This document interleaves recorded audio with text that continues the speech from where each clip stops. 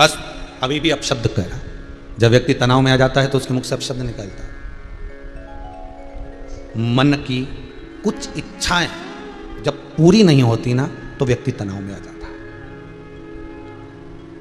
तो शिवपुराण कितनी सुंदर बात करी कि इच्छा करो, पूरी हो जाए ठीक है, नहीं हुई तो भगवान का प्रसाद समझना कि हो सकता है कुछ देरी लगेगी, हो सकता है कुछ देरी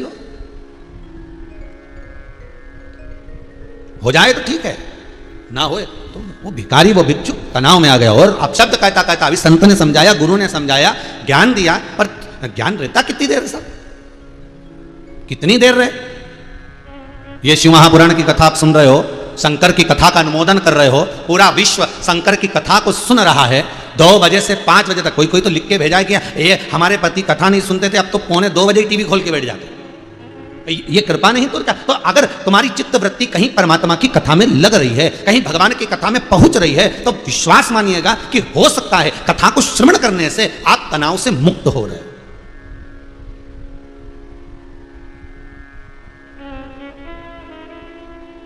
घंटों तक बैठे तनाव मुक्त करने के लिए। किसी गुरुजी ने कहा आंखें बंद कर लो, मौन हो जाओ, अब देखो ऊपर चढ़ते जा रहे हो। अब वो आंख बंद करके विचार कर रहा है फैक्ट्री में रामकिशन आया कि नहीं आया। अब ये इधर गुरुजी बोल रहे तुम इतने ऊपर चढ़ते जा रहे हो, आंख बंद करो, मौन रहो, और उसको वो फैक्ट्री दिख रही है, रामकिशन आया कि नहीं आया, मैं चेक लगाना था, वो लगा कि नहीं लगा, नहीं लगेगा तो प्रॉब्लम हो जाएगी। गुरुजी बोल रहे हैं भगवान दिखा, तो क्या रामकिशन नहीं दिखा। इतने तनाव में मनुष्य रह रहा है और उस तनाव के भीतर परमात्मा को खोजने का प्रयास करेगा। तनाव से अगर कोई मुक्त कर सकता है तो वो सदगुरु कर सकता है। जब ज्ञान की बातें कहे और आपके सम्मुख में ये बात कहकर परमात्मा की ओर मोड़ दे और आपसे कहे कि आप एक काम करो, जिस चीज में तुम्हारी चित्त वृत्ति लग रही है सबसे पहले जाकर वही काम करो। सबसे पहले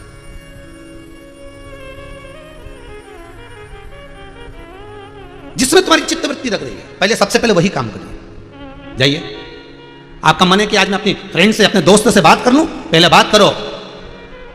आपका मन कर रहा है कि मैं आज कथा सुनने बैठूंगा तो पहले चाय पी लूं, इसके बाद सुन, तो पहले चाय पी लो, पहले भोजन कर लो।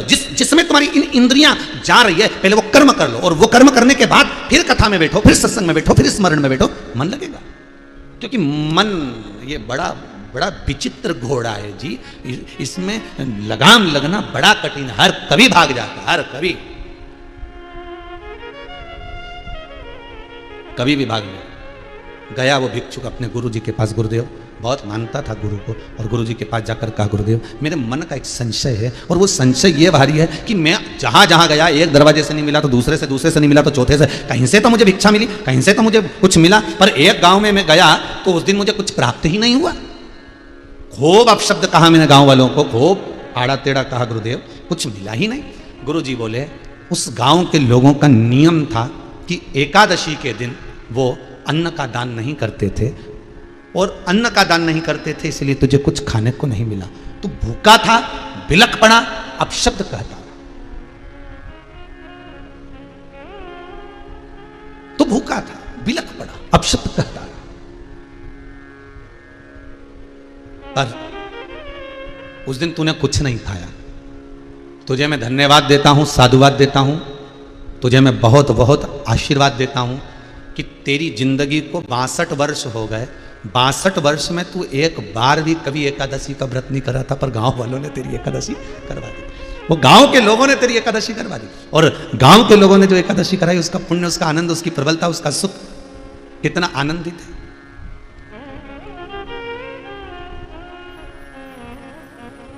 उसका पुण्य कितना आनंदित है। और जब उस पुण्य की प्रखलता, उस पुण्य की प्रबलता,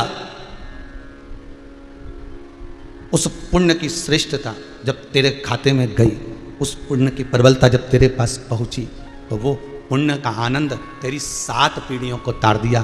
तेरे माता पिता, तेरे दादा दादी, तेरे पूर्वज जो इस परम आनंद सुख को, एकादशी के सुख को, जब घर का कोई बुजुर्ग जाता है जब घर का कोई बुजुर्ग शांत हो जाता है, जब घर का कोई बुजुर्ग मर जाता है, उसके मरने के बाद एकादशी का दान दिया जाता है। पर तूने अपनी जिंदगी में कभी ना तो अपने माँ बाप को एकादशी दी, ना तूने जिंदगी में कभी अपने दादा दादी को एकादशी दी, ना तूने कभी जिंदगी में कोई सत्कर्म करा। अरे कम से कम तेरे पूर्वजों पर यह बड़ी कृपा हो गई कि तेरे द्वारा भूल से हो गई, पर एक एकादशी तो हो गई।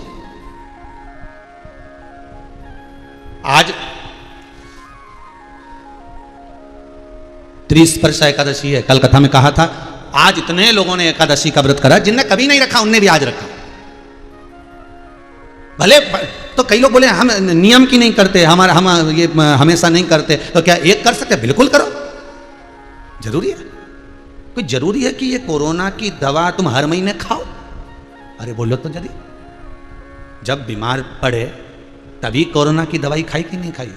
मलेरिया की दवाई, टाइफाइड की दवाई तुमने जब ही खाई जब बीमार पड़े। तो अगर ये जरूरी नहीं कि तुमने 12 महीने की एकादशी नहीं करी और ये करें कि ना करें, तो चित्तवृत्ति में अगर एक एकादशी भी आज की आपने कर ली है तो उसका पुण्य तुम्हारे खाते में है, ये पक्का। और नहीं कर पाए तो भी दुख मत करना, ये मत सोचना कि मैंने एकादशी नहीं करी तो मैं अंदर से मैं तो पापी तो नहीं हो गया, मैंने पाप तो नहीं कर दिया, मैंने नहीं, तुम्हारे बराबर कोई पुण्य वाला हो ही नहीं सकता, कोई दिक्कत नहीं है। और अगर नहीं भी करी एकादशी और आपने अगर मुख से ओम नमो भगवते वासुदेवाय, श्री शिवाय नमस्तुभ्यम, ओम नमः शिवाय, महामृत्युंजय मंत्र, राम मंत्र, कृष्ण मंत्र, देवी मंत्र या शिव महापुराण की कथा 2 बजे से 5 बजे तक भी सुन ली तो भी तुम्हारी एकादशी का पुण्य तुम्हारे खाते में है। कितना सुंदर संवाद है। गर्ग संहिता पर जाओ, गर्ग संहिता में स्पष्ट कहा गया, एक माँ, एक घर की माता एकादशी का व्रत करती थी और रात्रि को जागरण करती थी। अब देखिएगा जरा, कथा सुनिए। एक घर की माता एकादशी का व्रत करती थी, रात्रि को जागरण करती थी। अब रात्रि को जागरण करती तो पूरे मोहल्ले में, पूरी कॉलोनी में क्या कराती, सारी मल्टियों में बोली आती, कॉलोनी में क्या कर जाती, सुनो रात को जागरण है, सुनो रात को जागरण है, सुनो आज एकादशी है, रात को जागरण है। अब माता जब एकादशी का व्रत अकेले कर रही है तो जागरण भी अकेले कर ले, पर नहीं, पूरे मोहल्ले में क्या कराती। और पूरे मोहल्ले की जो माताएं थी 5-6 ऐसी पक्की थी कि हर एकादशी पे इसकी जागरण में आ जाती थी, इसके साथ में जागरण करने पहुंच जाती थी और ये जागरण में लग जाती थी। अब देखिएगा जरा, गर्ग संहिता कहती है जिस समय पर प्राण छूटे, जिस समय पर प्राण छूटे, वो एकादशी का व्रत करने वाली माता के, और वो जा रही थी और एकादशी माता के धाम में जब पहुंची है, बैकुंठ से 3 सीढ़ी नीचे एकादशी का स्थान, तो एकादशी स्थान पर जब वो पहुंची है और एकादशी स्थान पर जाकर क्या देखती है कि पूरे मोहल्ले की जो बुजुर्ग माताएं थी जो उसके जागरण में आती थी, वो सब भी वहां पर मौजूद हैं। तो उसने एकादशी माता से कहा, एकादशी से कहा कि हे बैकुंठनाथ, हे नारायण, ये बताओ कि इन्होंने तो कभी एकादशी नहीं करी, फिर ये यहाँ क्या कर रहे हैं? तो बस ये रात्रि को जो कीर्तन करती थी ना, भले दिन भर चरती थी पर रात को कीर्तन करती थी और तेरे साथ करती थी, इसलिए एकादशी का तेरा करा हुआ पुण्य इनके खाते में आ गया और इनको ये धाम प्राप्त हो गया। अब आपसे भी निवेदन है, तो आप ये मत सोचना कि आपने व्रत करा, सबसे अच्छा काम करा, आपसे व्रत आज का बन गया, उससे बढ़कर कोई काम नहीं, उससे बढ़कर कोई आनंद नहीं। और मान लो अगर व्रत कोई बीमारी के कारण, कोई कारण बस तुमसे भूख नहीं रहा गया, भूखा नहीं रहा और तुमने नहीं करा, तो दुख मत मनाना। हो नहीं तो क्यों बताओ, हमने तो बहुत बड़ा पाप कर दिया, आज का व्रत छोड़ दिया, आज तो 30 वर्षा था, हमें व्रत तो छूट गया, कोई बात नहीं, कोई बात नहीं। तो तुम ये चिंता मत करना, तुम तो भजन कर लो, भजन कर लो, लेवल बराबर का कर लो, लेवल बराबर होना चाहिए, हो गया। एक सास हरिद्वार गंगा नहाने जाती थी हर साल, बहू बड़ी दुखी रहती थी कि मेरे को तो कभी नहीं ले जाती। बहू इतनी चतुर थी, उसके घर में जो गंगा जी की बोतल हर साल सास भर के लाती थी, उसका ढक्कन भर पानी तवेले में डाल के उसी में बैठ जाती थी। सास गंगा की डुबकी लगाए, ये भगोने में पानी भरा उसमें ही नहाती जाए, हर हर गंगे, हर हर गंगे। अब सास इतनी खुश कि मैं जब मरूंगी तो बैकुंठ जाऊंगी क्योंकि मैंने खूब गंगा नहाई।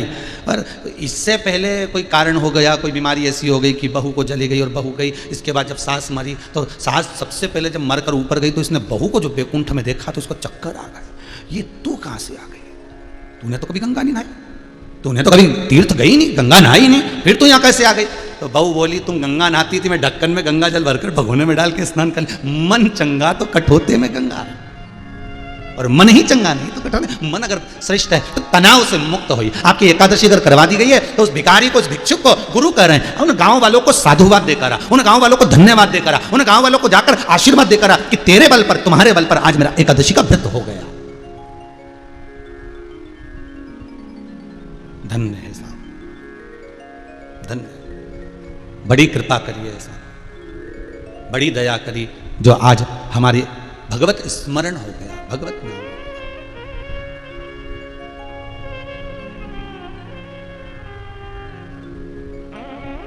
ये तेरी ही कृपा है।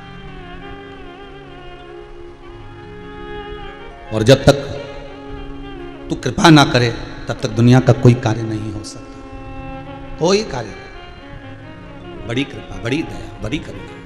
शिव महापुराण की कथा कर रही है। तारकासुर के 3 पुत्र हैं, तारकाक्ष, विदुम्माली और कमलाक्ष की। इन तीनों ने विचार करा, पिता तारकासुर मर गए, चले गए, अगर हम देवताओं से देश करेंगे तो देवता तो हमें मार देंगे। पहले अपन उस लेवल में आ जाएं कि इन देवताओं के मारने से भी ना मरे, तो पहले वो अपना बल हम एकत्रित कर लें, अपना बल हम एकत्रित कर लें। अगर हमने वो बल एकत्रित नहीं करा तो हम भी मारे जाएंगे। फिर निवेदन करूंगा, तारकासुर के पुत्र तारकाक्ष, विदुम्माली और कमलाक्ष की कथा शिव महापुराण में क्यों लिखी गई कि आप कोई भी कार्य करने से पहले अपने आप को पहले इतना प्रबल कर लो कि अगर मान लो थोड़ा बहुत दुख तकलीफ कष्ट मिल भी जाए तो झेल सको, झेल सको। ये जो वैक्सीन लगाई जा रही है, टीके लगाए जा रहे हैं कोरोना के, महामारी के, ये क्यों लगाए जा रहे हैं? उसका कारण क्या है? 2 डोज क्यों लगाया जा रहा है? इसलिए लगाया जा रहा है कि आपकी बॉडी, आपका शरीर इतना प्रबल हो जाए कि अगर वो महामारी, वो वायरस आपके भीतर प्रवेश भी करे तो ये शरीर पर से निकल जाए और फेफड़ों तक ना पहुंचे।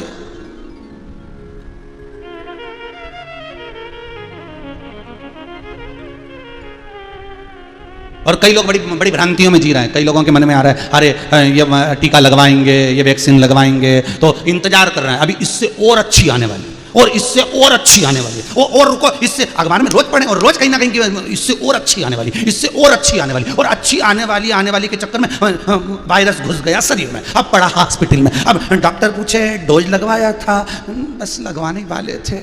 क्यों? 52 साल की उम्र है, 45 वालों को तो पहले लगा है, तुम क्या कर रहे थे? बस इंतजार में थे अच्छी आने। ये उसी में की हाल है महाराज। एक व्यक्ति को कहा गया कि इस गुलाब के फूल के बगीचे में जाइए और सबसे सुंदर फूल को तोड़ कर लाइए, जाओ, जो सबसे सुंदर फूल होगा उसको तोड़कर लेकर आना। भेज दिया बगीचे में, और गुलाब के फूल के बगीचे में जब व्यक्ति गया, उसने जाते सी देखा इतना बड़ा गुलाब का फूल, इतना सुंदर, उसने कहा तोड़ लूं। पर उसने विचार करा, अंदर जाता हूं, इतना बड़ा बगीचा है, इससे अच्छे और होंगे। पर उससे कहा गया एक रास्ते से निकल कर चले गए तो वापिस उस रास्ते पे मत आना, बस उसी रास्ते पे चलते जाना, वापिस पलट कर आओगे तो मर जाओगे, भस्म हो जाओगे। उसने कहा ठीक है, चलता गया, इतना सुंदर गुलाब का फूल, पर अभी नहीं तोड़ूंगा, इससे अच्छा और आगे होगा। और आगे गया, उससे बड़ा मिला, इतना सुंदर है, तोड़ लेता हूं, पर इससे अच्छा और आगे हुआ था। और आगे गया, और आगे जाकर देखा बहुत सुंदर फूल था, और आगे गया, और उसने सोचता सोचता और अच्छा मिलेगा, और अच्छा मिलेगा, और अच्छा मिलेगा, और मालूम पड़े गेट के पास में आ गया, वापिस जा नहीं सकता। और वहां पे जो फूल लगा था ऐसा इतना सा, और वो की भी पंखड़ियां सब मुरझाई हुई थी। उसने सोचा क्या करो, वापिस जा नहीं सकते, आखिरी में वही फूल तोड़कर लेकर आना पड़ा, वही फूल तोड़कर लेकर आना पड़ा। होता है, शादी ब्याह में भी ऐसे होता है। लड़के के लिए लड़की देखी, पहला बायोडाटा आया, अभी तो और देखेंगे, अभी तो और देखेंगे, इतनी बढ़िया लड़की आई, प्रथम बार में ही अच्छी आ गई, पहली बार में अच्छा गुलाब का फूल सामने आ गया, पर नहीं, इससे भी अच्छी आएगी, लड़का अपना बढ़िया बढ़िया काम काज, इससे जोरदार देखेंगे, इससे जोरदार देखेंगे, इससे जोरदार देखेंगे। ने देखा देखा देखा देखा, और बाद में जो मिली तो ऐसी मिली चंद्रघंटा। अब ढूंढ ले, गुलाब का फूल मिला, पंखड़ी भी मुरझाई हुई थी। ढूंढ रहे, कई इंतजार में बैठे हैं, अभी और अच्छी वैक्सीन आने वाली है तब लगवाएंगे, इससे अच्छी आने वाली है तब लगवाएंगे, और इससे पहले वायरस घुस गया तो, प्रवेश कर गया तो, और पड़ा हुआ हॉस्पिटल में। और डॉक्टर के क्यों, तुम 58 साल के, तुम्हें तो वैक्सीन लगवा लेना था, और दूसरा डोज भी तुम्हारा पूरा हो जाता। अगर डोज पूरा हो गया होता तो ये फेफड़े तक नहीं पहुंचती, तो कम से कम 1-2 डोज ले लेता तो ये फेफड़े को असर नहीं करती। तो अब क्या करें डॉक्टर साहब? डॉक्टर साहब बोले अब तो ये शंकर जी जाने साहब, क्योंकि अब ऑक्सीजन भी काम नहीं करी, वेंटिलेटर पर पटना पड़ेगा, अब तो जाने की उम्र हो गई। तो क्या गलती हो गई, हमें पहले लगवा लेना थी। तो बस इंतजार करता रहा, और अच्छी आएगी, और अच्छी आएगी, और अच्छी आएगी, और अच्छी अच्छी इंतजार में लगे रहे, सीताराम हो गए। सबसे पहला काम करो, पहले बार में ही बुकिंग मारो कि भैया हमारी उम्र हो गई 18 की, बुकिंग चालू हो गई, कोई डरना नहीं है, वैक्सीन लगवाओ तुरंत, जल्दी से जल्दी भगवान से प्रार्थना करना, ऐसी कृपा कर देना ये वायरस हमारे पास में नहीं आए जब तक दूसरा डोज नहीं लग जाए, कम से कम शरीर में आएगा, फेफड़े तक तो नहीं जाएगा। ढूंढो। शिव पुराण का भी दूसरा डोज चल रहा है। पहला निकल गया राजगरिया परिवार, दूसरा यह सोमानी परिवार, ये भी इतना बड़ा डब्बा लेके आए वैक्सीन का, देख लीजिए शिव महापुराण रूपी वैक्सीन लगा दो, दूसरा डोज। अब थोड़ा सा फिर ये डोज लगने के बाद थोड़ा सा मन को कूल कूल शांति महसूस हो रही कि अब थोड़ा भगवान ने कृपा कर दी है, भगवान ने करुणा कर दिया। जाओ जरा अच्छा फूल ढूंढ के लेके आओ, और ढूंढने गए तो कहाँ मिल रहा है। एक बार उम्र आगे बढ़ गई, पीछे आ सकती है क्या? नहीं, फिर तो बस बढ़ना ही है। हर साल हैप्पी बर्थडे टू यू मनेगा और तुम्हारा मुख उतरता चल जाएगा। जैसे जैसे केक की फुलझड़ी जलती है, चमकती है, वैसी वैसी उम्र बढ़ती चली जाती है और वो फुलझड़ी एकदम बंद हो जाती है। उसी तरह समय आते आते व्यक्ति भी चला जाता है। इसलिए जब जब केक काटो तो सावधानी से काटना दादा, कि ये हमें कुछ मार्गदर्शन कर रहा है। इसलिए शिव पुराण की कथा कहती है जब कोई शादी की सालगिरह आए, जन्मदिन आए, शिव पुराण कहती है कि कोई सत्कर्म करने का विचार करना। मेरी 25वीं आ रही है, मेरी 50वीं आ रही है, मेरी 23वीं आ रही है, एक काम करूंगी, मैं शिव पुराण की कथा करवाऊंगी, मैं भगवान का भजन करवाऊंगी, मैं कथा स्मरण कराऊंगी, मैं शंकर का अभिषेक करवाऊंगी, मेरा जन्मदिन आ रहा है, मैं भगवान का ये भजन कर, मैं ये अनुष्ठान करूंगा। कुछ ना कुछ परमात्मा को उसमें जोड़ना। तो जब तुम्हारी पार्टी में अच्छे लोगों को बुलाओगे तो गिफ्ट भी तो अच्छा आएगा। जब तुम भगवान को अपनी पार्टी में बुलाओगे तो भगवान कुछ अच्छा ही देकर जाएगा, कुछ अच्छी उम्र बढ़ा जाएगा, कुछ अच्छा आशीर्वाद दे जाएगा। परमात्मा को अपने सुख के साथ में जोड़ो।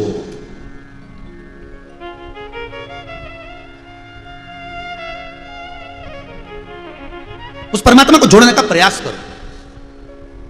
आपका जन्मदिन है, आपकी शादी की सालगिरह, मैं शादी की सालगिरह मनाऊंगी और पहले शिव महापुराण की कथा, मैं भगवत स्मरण कराऊंगी, मैं कथा के अंतर्गत ही अपना शादी की सालगिरह, जन्मदिन सब उसी के अंतर्गत मना। भगवान को जोड़ लिया, पार्टी में बुला लिया। भगवान भी सोचा ऐसे थोड़ी ना जाएंगे, गिफ्ट थोड़ा भारी लेकर जाएंगे। तो किसी ने पूछा क्या गिफ्ट लेकर जा रहा है? तो भगवान विष्णु ने कहा पहले यमराज से मिलकर आता हूँ, पूछ के आता हूँ कि इसकी उम्र कितनी है। तो यमराज ने कहा ये इसकी उम्र तो इतनी सी, बच जाएगा इतनी उम्र। भगवान बोले फिर तो हम पार्टी में जा रहे हैं और हम जा रहे हैं तो उम्र तो बढ़ा के आएंगे, कुछ भी जाए। लक्ष्मी यमराज बोले तो तुम जाओ मत ही, तो क्या बुलाया, कथा ही ऐसी रखी कि जाना ही पड़ेगा। तो भगवान भी कहे फिर ठीक है उम्र बढ़ाया, बात का देखेंगे। तो इसकी उम्र का क्या करें? तो क्या फिर दूसरे के उठा लाना, इसके छोड़, खत्म। उसको जोड़ लो, उसको अपना बना लो। और जिस दिन परमात्मा अपना हो गया, जिस दिन भगवान अपना, कभी कभी कहा करो तुम्हारे घर में मेहमान आते हैं तो तुम तुरंत कह देती हो ये देखो ये वाला रूम जो है ना बेटे का है, अच्छा वो वाला हमारा है, अच्छा। और ये जो हॉल है ना ये भी बहुत बढ़िया है, बनवाया बच्चों ने। और ये जो भगवान है इसमें जो छोटा वाला ठाकुर जी है ना, लड्डू गोपाल, ये हमारी सास के हाथ का है, ये हमारी सास के हाथ का, ये हमारी सास का। तुम्हें कहना चाहिए था ये मेरे भगवान की बड़ी कृपा हुई है, सासू माँ के ठाकुर जी की सेवा मुझे मिली है। वो चली गई पर सेवा मुझे दे गई। और जब से ये ठाकुर, जब से ये शंकर, जब से ये देवता मेरे यहाँ पर हैं, सारा सुख मेरी जिंदगी को मिल गया। इनकी सेवा मुझे मिली। ये मेरे हैं, ये मेरे अपने हैं, ये दूसरे के नहीं, मेरे अपने। पहले अपने आप को बलवान बनाओ। तारकासुर के 3 बेटे तारकाक्ष, विदुमाली और कमलाक्ष के तीनों अपने आप को बलवान बना रहे हैं। पहले इतना तप, इतनी साधना, इतना बल इकट्ठा कर रहे हैं कि इन बल के भरोसे पर फिर हम युद्ध कर सकते हैं देवताओं से भी। पहले बल इकट्ठा करो। कोई काम करने से पहले अपने मन को पहले दृढ़ बनाओ, पक्का बनाओ। थोड़े दिन किराने की दुकान कर ली, जैसे ही उसमें ऊंची नीची हुई छोड़ दी। फिर कपड़े की दुकान कर ली, वो छोड़ दी। फिर कहीं लकड़ी का काम कर लिया, वो छोड़ दिया। अरे एक करो पर मन को प्रबल बनाकर करो, एक करो। एक गुरुजी ने अपने चेलों से कहा 2 से जाओ नीचे 50 फीट का गड्ढा खोदना और 1 लोटा पानी भर के लाओ पीने के लिए। चले गए गड्ढा खोदने के लिए, पानी लेकर आओ, जाओ 50 फीट खोद लेना, पानी लेकर आ जाओ। एक गया तो वो यहाँ भी खोद लिया, वहाँ भी खोद लिया, वहाँ भी खोद लिया, वहाँ भी खोद लिया, पानी नहीं मिला। और एक था तो खोदता गया, 50 फीट आ गया पर पानी नहीं निकला, तो और खोदता गया, पानी और नहीं निकला, और खोदता गया। आखिरी में पानी मिला, लोटा भर के गुरुजी के पास आया। गुरुदेव ने पूछा ले आया बेटा? आओ ये लो पानी। दूसरे से पूछा तू नहीं लाया, तो कि मैंने तो 10 जगह मैंने खोद कर देखा पर पानी नहीं निकला। तो गुरुजी ने पूछा कितनी जगह खोदा, कि 10 जगह खोदा, और उसने एक जगह खोदा। शिव महापुराण की कथा कहती है एक साधे सब सधे, एक का भजन इतना कर लो, एक का स्मरण इतना कर लो कि फिर वही तार दे, इतना उसका मनन चिंतन कर लो। कभी यहाँ से पानी निकाल रहे, कभी वहां से निकाल रहे, कभी इस देवता के यहाँ चले गए, कभी उस देवी के यहाँ चले गए, कभी वहां चले गए, कभी वहां चले गए, और इतने खड्डे खोद लिए, इतने खड्डे खोद लिए कि पानी कहीं से नहीं निकला। आखिरी में फिर एक खड्डा मन में आया कि अब जो खोदूंगा तो आखिरी तक खोदूंगा। फिर मन लग गया कि अब कुछ नहीं करना, अब शंकर का भजन करना, इसके सिवा कुछ नहीं।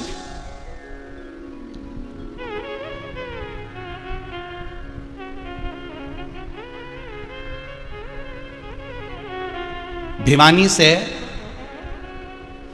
रविंदर जी कोई हैं, उन्होंने एक प्रश्न किया भिवानी से। उन्होंने एक प्रश्न क्या करा है सोमानी जी, वो प्रश्न करते हैं कि सारे धर्मों में एक देवता होते हैं, हिंदू धर्म के अंतर्गत 33 कोटि देवता होते हैं, क्या हिंदू धर्म के अंतर्गत एक देव नहीं? हमने कहा क्यों नहीं, हिंदू धर्म में भी एक देव है, वो महादेव है। तो कहा फिर ये 33 कोटि देवता कैसे हो गए? हमने कहा 33 कोटि देवता अलग अलग कर्म के हिसाब से, अलग अलग रिवाज, अलग अलग पुण्यता के भाव से अलग अलग कार्य को करने के लिए अलग अलग देवता को प्रकट किया। रविंदर जी अच्छे से सुन लेना, एक ही देव था, पानी के उस जलाशय में एक बुलबुला जो उत्पन्न हुआ था उसमें एक बिंदु था, वो शिव है। इसलिए ब्रह्म कुमारी आश्रम में जाओगे तो वो भी आपको बताएंगे कि केवल एक बिंदु से ये सृष्टि पूर्ण हो गई, ये देवता पूर्ण हो गए, एक बिंदु, और वो बिंदु है देव अधिदेव महादेव। तो फिर ये बाकी के 33 कोटि देवता कैसे हो गए? तो भैया और सरल भाषा में समझ लो, जैसे एक लड़के की शादी होती है तो शादी में उसका एक फोटो खिंचा दो बस। शादी में कितने फोटो खिंचाते हो?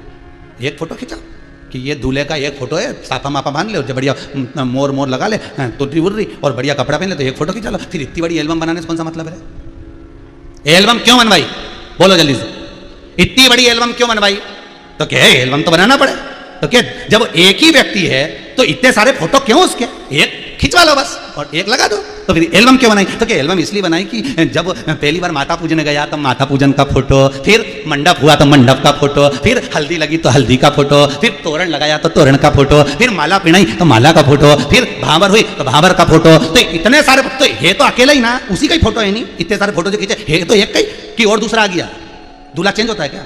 अरे बोलो तो नहीं होता ना, है तो वही, तो एक ही फोटो रख लो। फिर इतने सारे फोटो क्यों बनाए? तो क्या अलग अलग जगह का है ना, इसलिए फोटो इतने सारे इकट्ठे हो गए। उसी तरह भगवान तो एक ही है, देव अधिदेव महादेव एक है, बस अपने भक्तों के लिए रूप रख रख कर आता रहा, तो इसके इतने सारे फोटो इकट्ठे हो गए कि 12 ज्योतिर्लिंग देखो तो उनके फोटो ही हैं। कहीं सोमनाथ बन गया, कहीं महाकाल बन गया, कहीं काशी विश्वनाथ बन गया, कहीं बद्रीनाथ बन गया, कहीं केदारनाथ बन गया, कहीं यमुनोत्री बन गया, कहीं गंगोत्री बन गया, कहीं विश्वकर्मा बन गया, कहीं शनि महाराज बन गया, कहीं राहु बन गया, कहीं केतु बन गया। एक ही है, और फोटो एल्बम बहुत बड़ी हो गई। ये वही एक ही है, दूल्हा भी एक ही है, नहीं बेचारे का मंडप का फोटो, हल्दी लगे वो का फोटो, माता पूजन हो उसका फोटो, तो फोटो ही। और अंदाजा लगा लो, देखो वृंदावन में भी कितना फोटो है, देखो भगवान शंकर गोपेश्वर बन गया, गोपी बना, फोटो है कि नहीं? ये महाकाल बना, दूसरे नाम का राक्षस का संहार करा, सोमेश्वर बना, चंद्र को दर्शन दिया, सोमनाथ बना, काशी विश्वनाथ बना, शनि महाराज का पांव अच्छा करा, मनु शत्रुपा को दर्शन दिया, केदारेश्वर बना, तारकासुर के 3 पुत्रों का संहार करा। तो ये जो इनके जो फोटो खिंचाए ना, तो ये ढेर सारे हो गए, तो 33 कोटि देवता हो गए, 33 कोटि। तो कहा ये इतने सारे फोटो, तो क्या ये गणेश पूजन का है, ये माता पूजन का है, ये मंडप का है, सारा देवता अलग अलग कर दिया है। गणेश जी को गणेश पूजन, माता पूजन, ये पूजन, वो पूजन, है एक ही, पर बस फोटो इतने सारे इकट्ठे हो गए, एल्बम बहुत बड़ी हो गई। तो हिंदू धर्म में ये एल्बम बहुत बड़ी है, 33 कोटि देव, पर है एक ही, वो देव अधिदेव महादेव।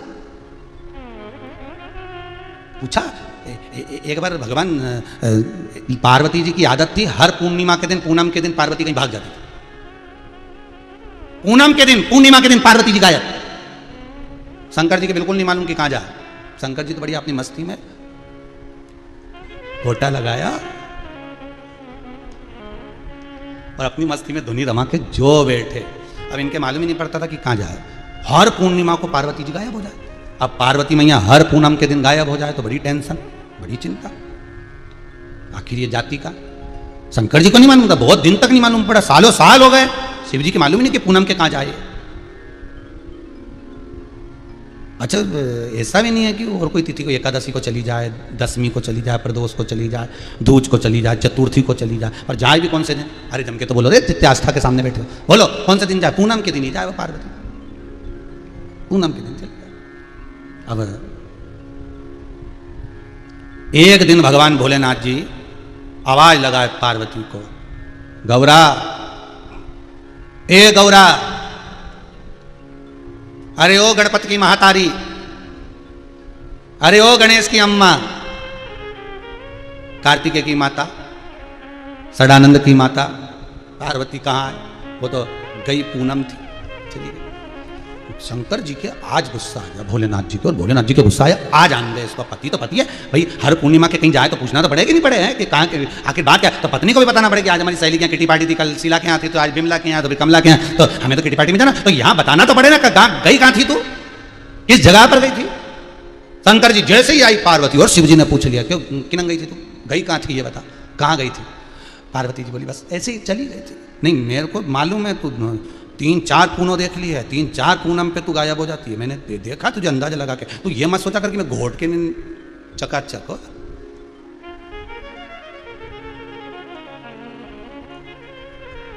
तो ये मत सोचना कि मैं जानता नहीं हो, मेरे को सब मालूम है। अच्छा ये जितने नशे करने वाले होते हैं ना कि याददाश्त थोड़ी, लोग कहते हैं कमजोर होती है, महापक्के होते हैं बिल्कुल। एक वो उज्जैन में महाकाल का भगत, और ले घोटा लगा के भांग पी के रोज जाए प्रतिदिन, और एक सामने शंकर जी का मंदिर, और उसको प्रणाम करे, हर हर महादेव, और कहता हुआ चलेगा, उसका नियम था। अब भादों का महीना आ गया, भादों के महीने में वो शंकर जी के मंदिर में अच्छी झांकी माकी सजा के लोगों ने गणेश जी को बिठा दिया, बैठते ही है गणेश जी महाराज, गणेश जी बैठ गए। अब ये अच्छा भांग मांग पी के आया, और इसने देखा बता गजब हो गया, शंकर जी कहाँ चले गए, अकेले ही मन में बात कर रहा है, शंकर जी गायब। अब इसका नियम था कि रोज प्रणाम करता था, रोज नमन करता था, पर आज शंकर जी दिख ही नहीं रहा, गणेश जी बैठ गए झांकी लगा के बढ़िया, बहुत देर तक देखा, झांका, इधर गया उधर गया, झांकता रिया, मंदिर के पीछे गया आगे गया, पर शंकर जी नहीं मिले, डोलता रिया ये बढ़िया। आखिरी में इसने देखा नहीं दिख रहा है, तो जाता जाता बोला पिताजी से कह देना मैं आया था, चला गया, पिताजी से कह देना, प्रबलता थी। अब शिवजी बोले तू हर पूनम को चली जाती है, बता कहाँ जाती है? पार्वती जी बोली मैं तो यही, मैं कहाँ जाऊंगी? पार्वती जी बात को टाल दे, नहीं नहीं नहीं नहीं नहीं, सत्य बता तू कहाँ जाती है? पार्वती जी नहीं, शिव जी को गुस्सा आ गया, अब पति है तो पूछेगा ही ना जाती कहाँ है, और वो भी हर पूनम, कभी दसवीं को जाए, चतुर्थी को जाए, तीज को जाए, एकम को, पर पूनम को ही तू गायब होती है, जाती कहाँ है बोल, कहाँ जाती पूनम के दिन? पार्वती जी बोली वृंदावन जाती हूँ। वृंदावन? हाँ, तो वहाँ काय को जाए तू? वृंदावन में तेरा क्या काम? वहाँ पे पूनम के दिन रास होता है। रास क्या होता है कि माँ गोपियाँ नाचती हैं कन्हैया के साथ। अच्छा, कन्हैया कौन? तो क्या तुम्हें नहीं मालूम? भगवान। अच्छा, भगवान नाचते? अच्छा, तो शंकर जी बोले फिर मेरे को क्यों नहीं ले गई? पार्वती जी बोली ले जाने को तो ले जाती, पर दिक्कत ये है कि तुम्हें नाचना नहीं शिव जी बोले मेरे को नाचना नहीं आता। नहीं, पार्वती जी बोली आता तो है, पर जैसे वो धीरे धीरे एक जैसे बिल्कुल, देखना कभी जैसे वो 26 जनवरी पे 15 अगस्त पर पीटी नहीं होती, 1 2 3 4, अब इस पीटी में जिस व्यक्ति को नहीं आता, और वो एक व्यक्ति भी अगर गड़बड़ कर दे तो एकदम दिख जाता कि इसका हाथ सही नहीं गया, सब ऐसा करे, और इसने ऐसा कर दिया तो हाथ गड़बड़ हुआ कि नहीं? तो पार्वती जी बोली तुम्हें ले जाने में तो दिक्कत नहीं है, पर दिक्कत इतनी सी बात है वो बिल्कुल आराम आराम से ठुमके लगा लगा के धीरे धीरे नाचते हैं, और तुम तांडव वाले एक ही पाँव धर दिया तो गजब हो गया। तो दादा ऐसा काम मैं करूँ नहीं, और तुमको मैं लेके जाऊँगी, सीधी बात। तुम अपने कैलाश। शंकर जी बोले ऐसा कोई फालतू की बात नहीं होती, अगली पूनम पे नहीं जान दूंगा अगर मेरे को नहीं लेके गई तो। पार्वती जी बोली कैसे लेके जाऊँ, तुम खुद बताओ। शंकर जी बोले तू भी तो जाती है? तो पार्वती जी बोली वहाँ कोई पुरुष नहीं रहता, सारी स्त्री। शंकर जी बोले तो अच्छा ऐसा है तो एक काम कर मुझको भी स्त्री बना दे। पार्वती जी बोली बनाने को बना, तो ये इतना बड़ा ये ततैया का झुट्टा लगा, इसका क्या करूँगी? ये इतनी बड़ी तो तुमने चोटी बढ़ा के रखी है, इसका क्या? शंकर भगवान बोले तो चिंता मत कर, मेरे पास तो इतने जोरदार जोरदार पार्लर वाले अब भी आएंगे, बांध के जाएंगे। और शंकर जी ने बुलाया नंदी को बुला कर जरा ये चोटी जो है ना इसको जरा सही सेट कर दे। और नंदी ने जो चोटी बनाई तो उस पर 2 चोटी बना दी, उससे बड़ी बाल जा रहा। हाँ, पार्वती जी बोली तुम्हारे हाथ जोड़ो, तुम रेंदो, पूनम और चतुर्थी यहीं मना लो, तुम तो रेंदो। हम तुम गए तो पूनम तो जाएगी कहीं यमुना जी में, अमावस्या जाएगी गंगा जी में, तुम रेंदो, तुम्हें नहीं ले जा रहा। शंकर भगवान बोले तो अगली पूनम के तू भी नहीं जाएगी, पूनम पे तो तू नहीं जाएगा, चल पक्का, या तो जाएगा तो शंकर जी साथ जाएगा, तेरे को साथ में मैं चलूंगा, और मेरे को तू सजा कर। तो पार्वती जी बोली फिर ये नंदी को हटाओ, भृंगी को हटाओ, श्रृंगी को हटाओ, सबको हटा के पार्वती जी ने पाल लिए, तो उनको धोया तो धोते धोते ही पार्वती जी के 4-5 दिन निकल गए। 4-5 दिन निकलते पूनम पास में आ गई। पार्वती जी बोली पूनम हमारी, शिव जी बोले तू धोए जा। अब बाल धो धुआ के सुखा के पार्वती ने जूड़ा बांधा, जूड़ा बांध के इनके पार्वती जी ने अपने कपड़े दिया। अब पार्वती ऐसी दुबरी पतरी, अब इस उंगली की अंगूठी को इस उंगली में डालोगे तो कहाँ से जाएगी है? अब पार्वती के ऐसे दुबरे पतरे लहंगा चोली और शंकर जी को दे दिए पहनने के लिए। शंकर जी ने जो पहने तो ये कहूँ चोली के छप चरचर होकर टूट गए। पार्वती जी बोली गजब प्रभु। शंकर जी बोले पार्वती बोली क्या? शिव जी बोले अच्छे बड़े बड़े कपड़े लाना। तो पार्वती जी बोली मेरे पास जो होगा वही तो दूंगी, तुम मंगवा लो। शिव जी बोले किसके कपड़े बोल बताओ। पार्वती जी बोली वृंदावन में पूतना आई थी, उसके कपड़े बड़े थे, पूतना के। अब पूतना थी भी प्रभु, जब मरी थी हाथ रस में पूतना का हाथ गिरा था, अलीगढ़ में छाती गिरी थी, आगरा में गला गिरा था पूतना का, इतनी विकराल थी पूतना, तो कपड़े कितने विकराल होंगे। तो तुम उसके बोलो। शंकर भगवान बोले हम किसी के पहने पुनाए कपड़े नहीं पहनते, हमारे कपड़े खुद आ जाएंगे। और शंकर जी ने डमरू बजाया तो स्वयं विश्वकर्मा जी सामने आकर खड़े हो गए। बोलो प्रभु के तुमने अभी तक बहुत सारे मकान बनाए, घर बनाए, सब बनाया, अब एक काम करो हमारा कपड़ा बना के लाओ। विश्वकर्मा जी बोले ये कहाँ की डिजाइन बनाने की बात कर रहे हो, कपड़ा बना के लाओ। भगवान फिर भी विश्वकर्मा जी ने वस्त्र बुलवाए, भगवान शिव ने पहन लिए, श्रृंगार कर लिया, झामार झुमके सब पहन के शंकर जी जो चले। और शंकर जी चले तो ऐसे चले जैसे तुम कोई पुरुष से लेकिन चले दादागिरी में। और शंकर जी ऐसे, पार्वती बोले यहीं वापिस बैठ जाओ। ऐसे चलोगे तो लोग समझ जाएंगे कि तुम स्त्री नहीं हो। शिव जी बोले तो चलते कैसे बता। तो पार्वती ने कहा ऐसे सिर पे ऐसे पल्लू लो बढ़िया, ठीक है, और धीरे से मुस्कुराओ और ऐसे कमर हिलाते हिलाते चलो। अब शंकर भगवान जैसी कमर हिलाते हिलाते चले तो अब इनको कमर भी हिलाना नहीं है तो पूरे ही हिल जा रहा है। अब पूरे हिल जा, पार्वती कर वापिस बैठ जाओ। शिव जी बोले अब क्या हुआ? तो क्या तुम्हें चलना ही नहीं आ रहा? शंकर भगवान बोले अच्छा मैं वहां पे सब चल लूंगा, तू तो चल पूना में आज चल। नहीं पूनम जान दो, तुम ऐसे चलोगे तो सब काम बिगाड़ दोगे, तुम्हें चलना नहीं आता क्या? अब स्त्री की चाल और पुरुष की चाल अंतर तो रह कि नहीं रहे। भगवान शंकर चलिए, अब वो लहंगा यूं धोले, अब वो 36 कली का लहंगा तो कहीं यहाँ जाए चलने में, कहीं वहाँ जाए। शंकर जी ने उठाया नीचे से बांध के पीछे खोस लिया। अल्ले पार्वती जी बोली रुको वापिस रुको, ये क्या करा, ये क्या करा है? शंकर जी बोले वो उलझ रिया था। पार्वती जी बोली अरे तुम सही करो इसको, चलो अब चलो और धीरे धीरे चलना, मेरे साथ, मेरे को देखो जैसे मैं चल रही ऐसे चलना हो, जैसे मैं चलूँ ना बस ऐसे चलते जाना है। धीरे होता है कभी कभी। एक बार राम जी महाराज विजय कर आए ना, जैसे अयोध्या से लंका जीत के राम जी आए तो जनक जी महाराज को मालूम पड़ा कि राम जी लंका जीत के आए। तो जनक जी ने आकर कहा राघव जी आप अयोध्या के राजा बन गए हो, मेरा निवेदन स्वीकार कर लो, शादी के बाद आप एक बार भी नहीं आए, राघव जी कृपा करिएगा आप मेरे यहाँ कल भोजन करने जनकपुरी में आइए। राम जी बोले ठीक है, सीता को साथ लाना, लक्ष्मण भरत शत्रुघ्न सबको लाना, और मिला मांडवी कीर्ति सबको लाना। राम जी बोले ले आएंगे। हनुमान जी खड़े थे, हनुमान जी जनक जी के पास गए।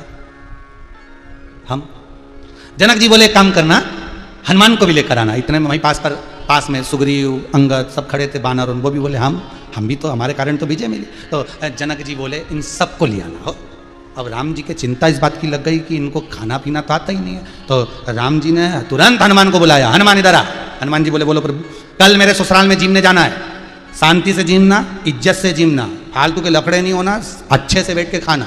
ठीक है हनुमान जी, सारे बंदरों को सिखा दो धीरे धीरे खाना, अच्छे से खाना, खींचातानी मत करना, क्योंकि बंदरों की आदत थी फाड़ा फूड़ी करने के लिए, फेंकना फूकने के लिए, ऐसा काम मत करना। हनुमान जी बोले चिंता मत करो, जैसे तुम्हारी ससुराल वैसे हमारी ससुराल, तुम चिंता मत करो। ठीक है हनुमान जी ने सारे बंदरों को अर्जेंट मीटिंग बुलाई और मीटिंग बुला के कह दिया जैसा मैं खाऊं वैसे खाना, जैसे मैं करूं वैसा करना, इसके सिवा कुछ मत करना। सारे बंदर बोले चिंता मत करो, जैसे राम जी की ससुराल वैसे अपनी ससुराल।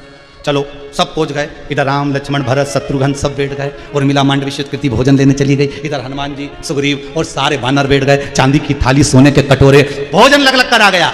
साथ में आया गोंदे का अचार, गोंदा जानते हो लेसुआ, इतना बड़ा गोल गोल होता है ना आंवले जैसा, लेसुए का अचार, गोंदे का अचार आ गया। और हनुमान जी की थाली में आके रखाया, और सारे बंदरों की थाली में, राम जी की थाली में, सब में गोंदे का अचार आ गया। हनुमान जी ने मन में सोचे पूरी तो बहुत खाई, भजिया भी खाया, पकौड़ा भी खाया, पर ये नहीं खाया, ये नया आइटम दिख रहा। और जैसे ही जनक जी बोले साहब पाइए खाइए, और हनुमान जी ने सबसे पहला टुकड़ा तोड़ा, और सारे बंदर हनुमान जी को देख रहे, और टुकड़ा तोड़ के जो गोंदा का अचार में लगाया, लगाते उसी गुठली उचक गई, गोंदे के अचार की गुठली ऊपर, जैसे ऊपर गई हनुमान जी दौड़े जय जय श्री राम, और गुठली पकड़ के जैसे आके नीचे बैठे, सारी थाली तन्न पन्न हो गई। सारे बंदरों ने देख लिया ऐसा ही करना है, अब एक उच के उधर से, दूसरा उच के उधर से, तीसरा उच के उधर से, बड़ी परेशान। तो यहाँ शंकर जी की कथा में भी यही हो रहा है। शिव जी से पार्वती जी बोल रही हैं कि मैं जैसा करूं वैसा तुम करना।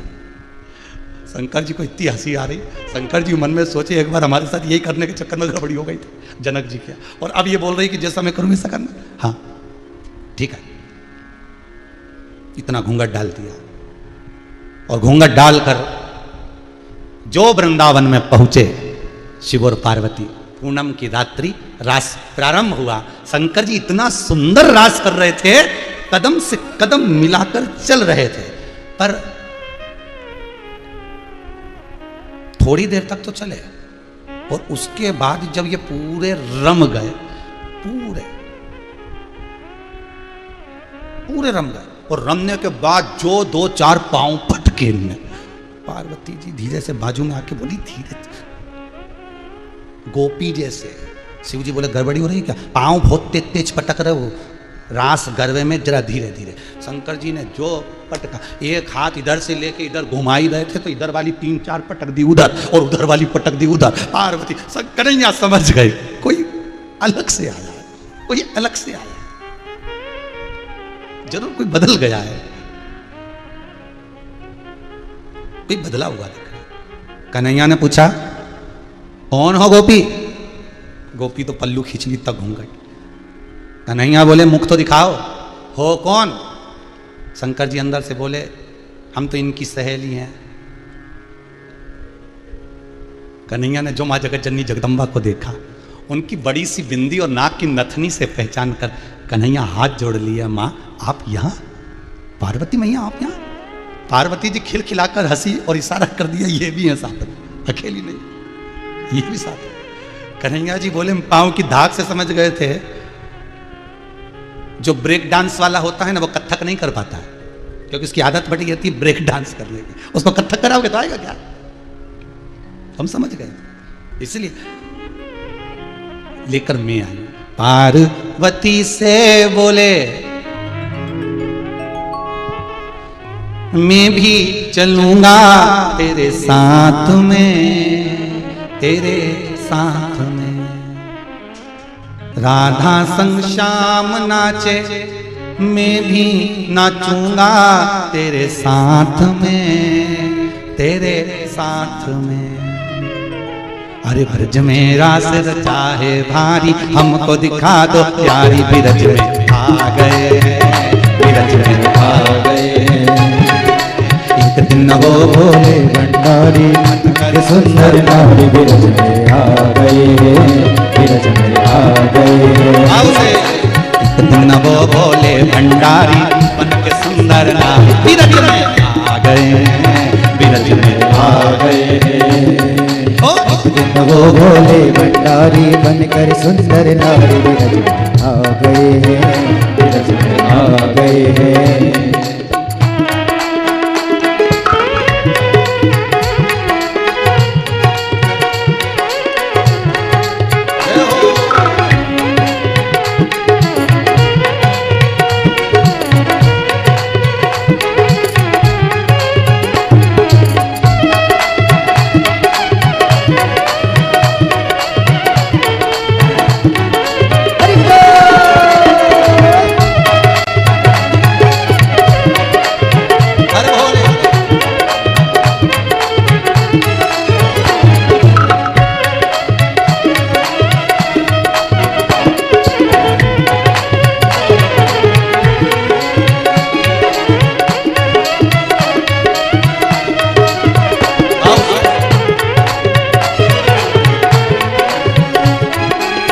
पार्वती से बोले मैं भी चलूंगा तेरे साथ में, तेरे साथ में।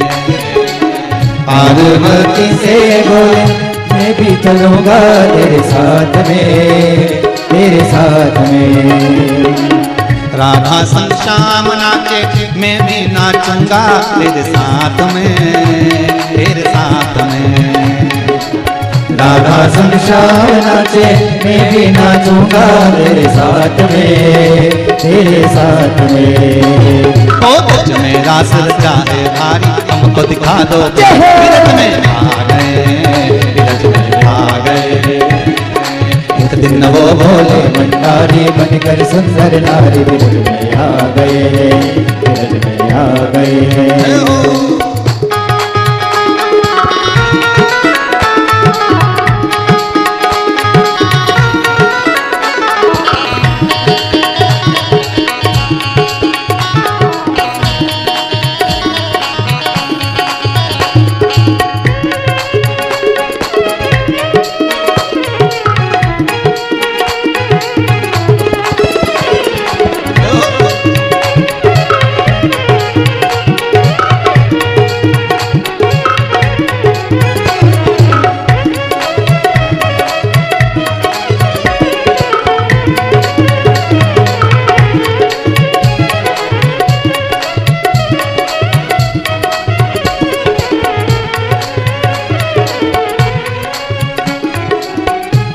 के सिवा कोई पुरुष न जावे उस रास में, उस रास में।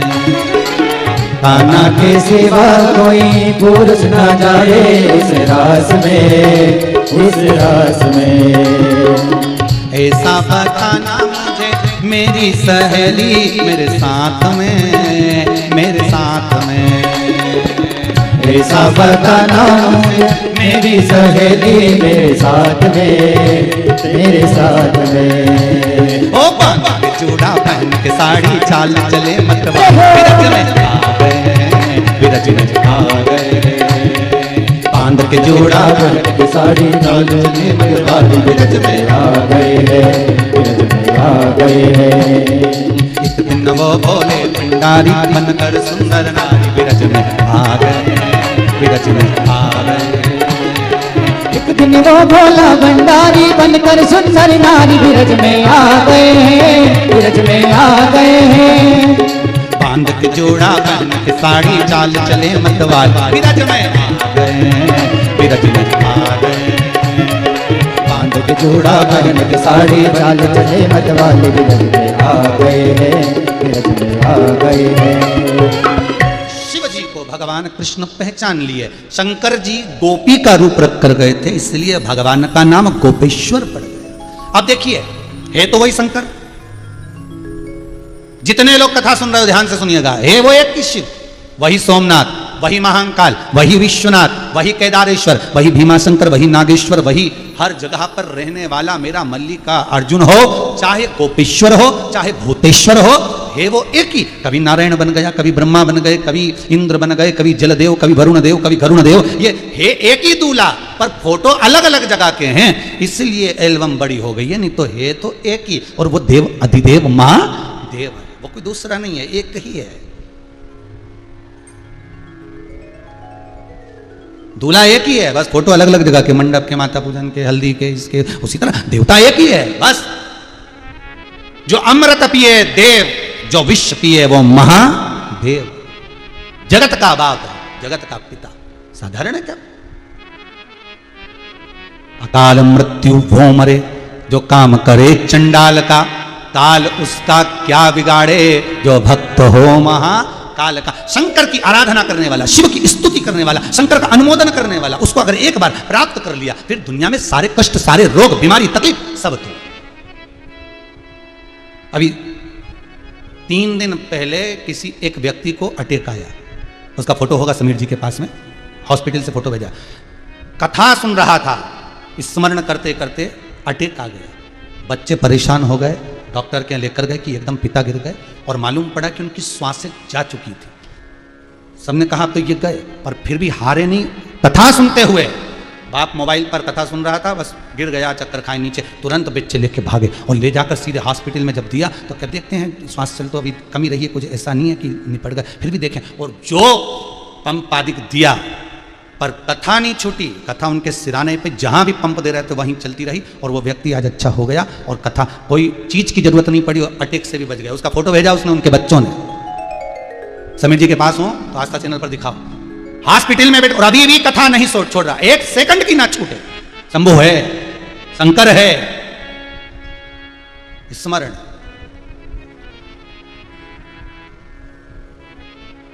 कृपा शिव करता, उसके सिवाय।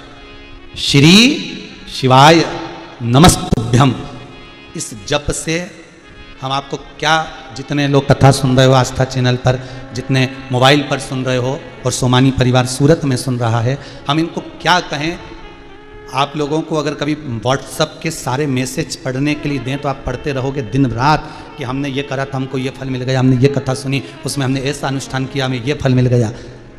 एक नारी ने अपना फोटो भेजा है उसका कि उसको गर्भ में बच्चा और चारों तरफ ये कोरोना की लहर, तकलीफ बढ़ गई, कुछ अंश आया, पर बाबा की कृपा ऐसी रही कि बच्चा जो जन्म, सब डॉक्टरों ने कह दिया था कि इतनी स्थिति में ये बच्चा नहीं हो सकता।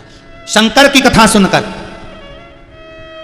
शिव पर गुड़ की एक ढेली चढ़ाकर और जो तुमरुका जी का नाम लेकर करा, उस नारी ने भी अपने बच्चे का जन्म लिया, बच्चे का फोटो भेजा, चैनल वाले के पास दिखाई है उसको। ये शिव की कृपा है, इसको अनुमोदन कहते हैं, इसको शंकर का स्मरण कहते हैं। विश्वास है तो शंकर है, और विश्वास नहीं तो कुछ नहीं।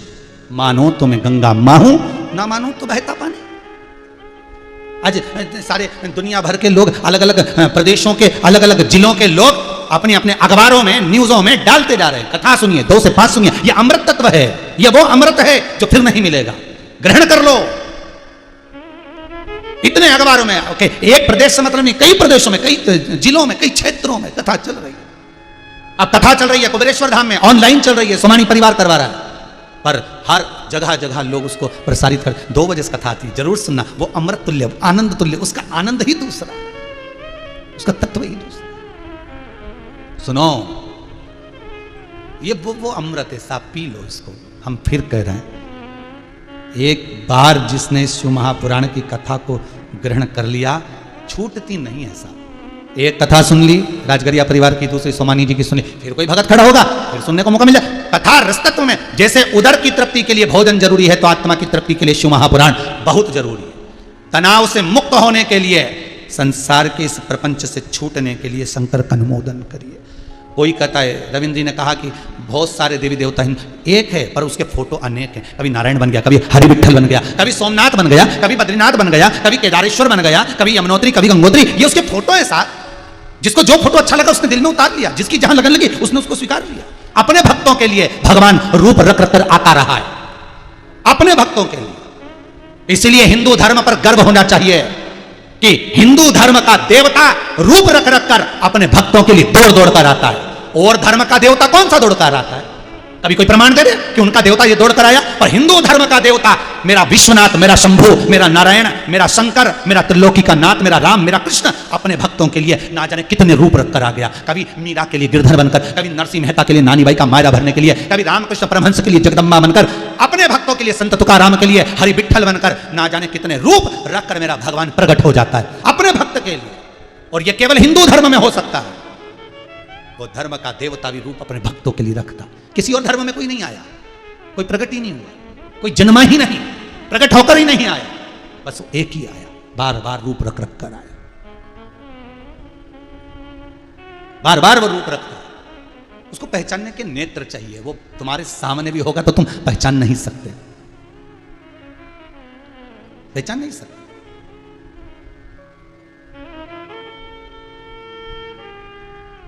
सोमानी जी, अभी इस कथा के पहले वाली कथा में तीसरे दिन की कथा हुई थी, और एक हमारे विठले सेवा समिति से जुड़े हुए श्री बांके बिहारी जी दीक्षित जी हैं, जयंती कॉलोनी में सीहोर में रहते हैं। उनका एक ही लड़का, उसको कोरोना महामारी इतनी प्रबल हो गई कि ऑक्सीजन लेवल भी डाउन होता चले गया, और वो हॉस्पिटल में डॉक्टरों ने भी कह दिया कि अब कुछ जवाब दे दिया, कुछ कर नहीं सकते, कह नहीं सकते।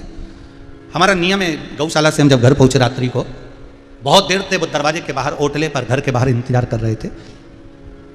पहुंचे, हमने कहा क्या बात है दीक्षित जी, आप कैसे आए, क्या हो गया, रो रहे हो आप? तो एक ही बेटा है, डॉक्टर जवाब देती है, बड़ा तकलीफ है। हमने कहा दीक्षित जी इतनी जल्दी हारोगे, इतनी जल्दी हारोगे? विश्वास, हम बार बार कहते हैं सीहोर वाले महाराज पर भरोसा मत करना, भरोसा करना शंकर पर, इस पुराण पर, इस कथा पर। हमने वो शिव स्मरण का कहो, शंकर का नाम जाप करो, श्री शिवाय नमस्तुभ्यम जपते रहो, शिव जी का भजन करते रहो। श्वास देना उसका काम है, वो देगा, तुम भजन में कमी मत लाना। फिर वही बात है, तुम कथा संभाल लो, उसका भजन संभाल लो, उसका मंदिर संभाल लो, परिवार वो संभालेगा, जवाबदारी उसकी है। तुम तो कथा संभालो, तुम तो भजन संभालो, तुम तो नाम जाप संभालो, भजन करो, कीर्तन करो, नाम जाप करो, तुम्हारा परिवार संभालने की जवाबदारी उसकी, वो संभालेगा। 3 दिन में बालक ठीक हो गया, घर आ भी गया भगवान की ऐसी ये ईश्वर है, उसको पहचानना बहुत कठिन है। हम दूसरे जगह की क्या कथा सुना, हम सीहर की सुना दे। स्मरण करो शंभू का, स्मरण करो शंकर का। एक एक पल, एक एक घड़ी, एक एक क्षण में शंकर है। ढूंढने के लिए कहीं मत जाना, तुम्हारे सामने। तारकाक्ष, विदुमाली, कमलाक्ष की तीनों अपने को प्रबल बनाने का प्रयास कर रहे हैं। वो प्रबलता तुम्हें भी आना चाहिए, वो बल तुम्हारे भीतर भी आना चाहिए कि अगर मैं जिस काम को करूंगा शंकर के भरोसे पर करूंगा, मैं शिव के भरोसे पर, मैं ओघड़दानी के भरोसे पर, मैं कुबेर भंडारी के भरोसे पर, कुबेरेश्वर महादेव के भरोसे पर करूंगा, मैं उस सोमनाथ, उस महाकाल के भरोसे पर, मैं उस विश्वनाथ के भरोसे पर करूंगा, फिर देखूं काम चले कि ना चले। छोड़ दो उसको, वो जाने। ग्राहक भी बनकर वही आएगा और व्यापार भी वही करेगा, चलाएगा भी वही, संभालेगा भी वही। सोमानी परिवार कथा में लगा हुआ है 7 दिन से, ये 5वां दिन है। फैक्ट्री कौन चला रहा है? वही तो चला रहा है। व्यापार कौन देख रहा है? वही तो देख रहा है। काम कौन कर रहा है? वही तो कर रहा है। तुम तो कथा कर, तुम कथा संभालो, वो संभाले, उसका घर, उसकी इजाजत, उसकी जमीन वो देखे। हम क्या, हम तो निमित्त मात्र। हमें तो भगवान ने पैदा ही करा निमित्तता के लिए, बाकी का है तो उसी का। हम कौन सा छाती पे बांध के लेकर आए थे ऊपर से आए थे? जब कौन सी फैक्ट्री, कपड़ा, मकान, दुकान, जमीन, जायदाद कौन सा लेकर? ना हम लाए ना आप लाए, कौन सा लेकर? ये तो सब उसी का है। हम तो निमित्त है, केवल निमित्त, उसके सिवाय कुछ नहीं, कुछ भी नहीं।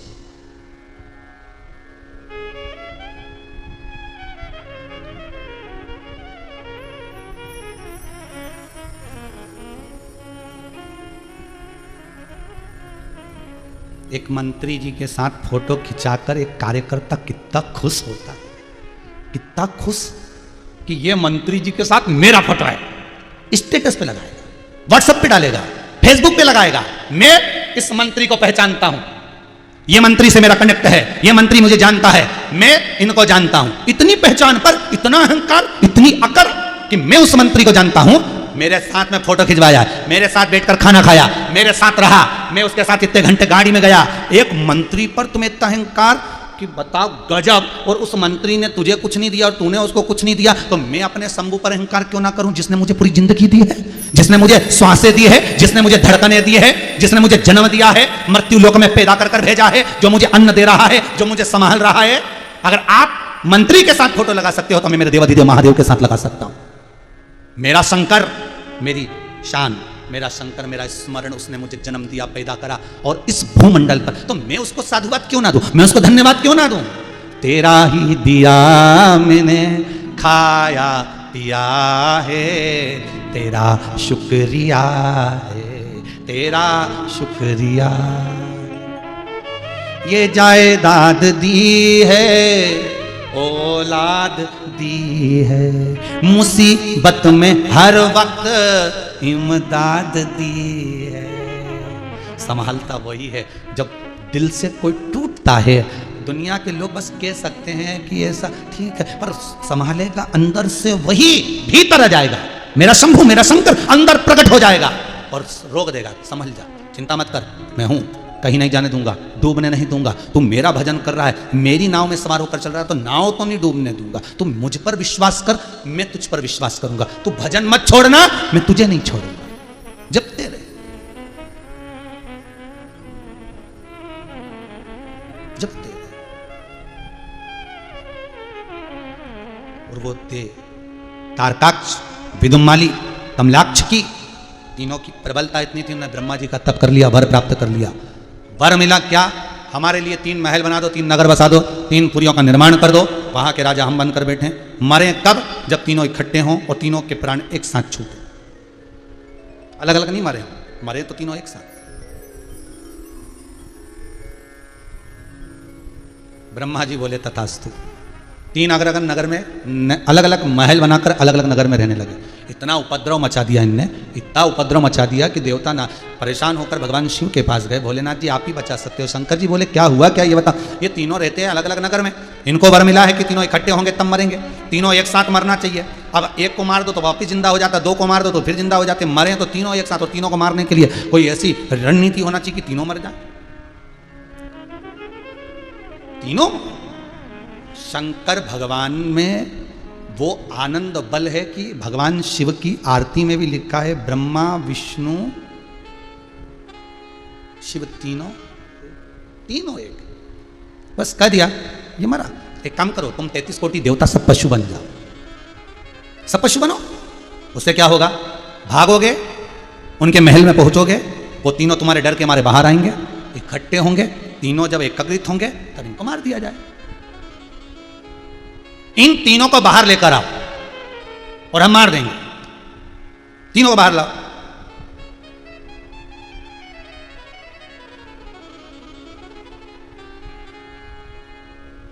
लेकर बाहर आओगे और ये बाहर आए और ये मरे।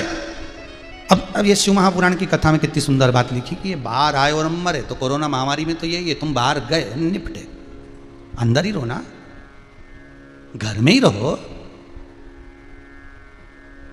काहे को जा रहे हो बाहर बेमतलब का घूमने फिरने। अब बच्चों के लिए कहीं बीमारी आ जा रही है, कहीं ब्लैक फंगस आ गया, नेत्र बेकार होने लगे, तो जाने की के कौन रही है। तुम तो घर में रहो, नहीं 2 बजे से 5 बजे तक टीवी देखो, श्योर वाला महाराज शिवपुराण बात रही है, सुनो कथा, और उस कथा सुन के आनंद करके खाओ भोजन बढ़िया अच्छा खाचा। 5 बज जाए ना चाय बनवाओ ना, निपटा। शाम 7 बज जाए ना भोजन निपटा।